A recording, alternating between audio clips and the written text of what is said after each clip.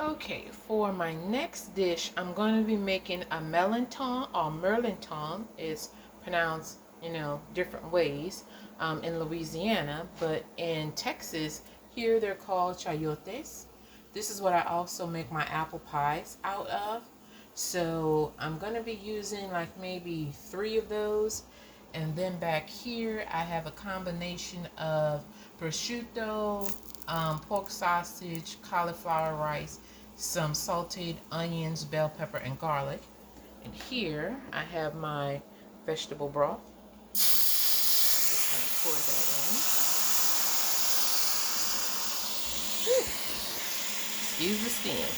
Kind of like deglaze the pan since it's already seasoned with everything I sauteed. And what I'm getting ready to do, I've toasted and dehydrated some keto friendly bread. So I'm gonna break that up, and then I'm gonna toss in everything that I've sauteed and fried into there, and then mash up the Mirlitons in there as well. And this is going to be a stuffing, or well, not a stuffing because it's not going inside of anything, but it can be if you want to roll it up in to a chicken breast and have like stuffed chicken breast. You can do that, especially if you're trying to just make a little Thanksgiving meal for 1 or 2 people. So you can make this as a stuffing, roll it up in a flattened chicken breast and roast that, and there you go. But it's going to be a small pan of dressing basically. So let me throw everything together and I'll be right back. So just I've boiled them extremely well. Normally these don't get all that tender, but I made an extra effort to boil them quite a bit longer than I normally would, because I need them to be tender to where I can smash them, because I don't really want clumps of this in the dressing.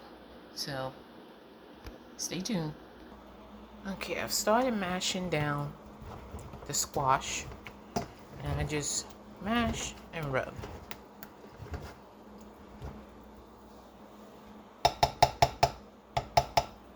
Okay. Well, now I want to get the bread in here. Okay, I got the bread all chopped up and crumbled in there.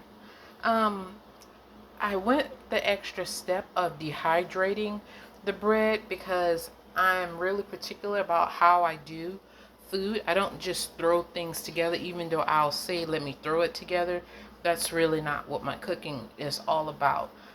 I'm really not a perfectionist, but I like to get things right so that the flavors come out. I don't want to muddle the flavors. I want them to, be synergistic. I want them to blend and really complement each other.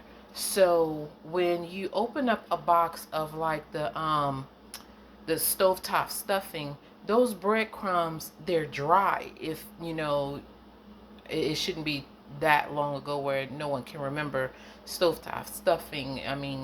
So moving on.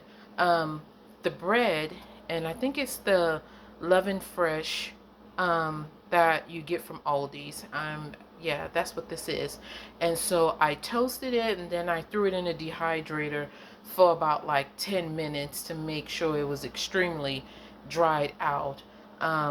Because once it finished rehydrating, it will soak up all of that broth that gets put into the dressing. And then I'm going to add in some herbs and some pepper. I'm not going to worry about adding extra salt because there's prosciutto and pork sausage in here, so I really don't want to be heavy-handed with the salt.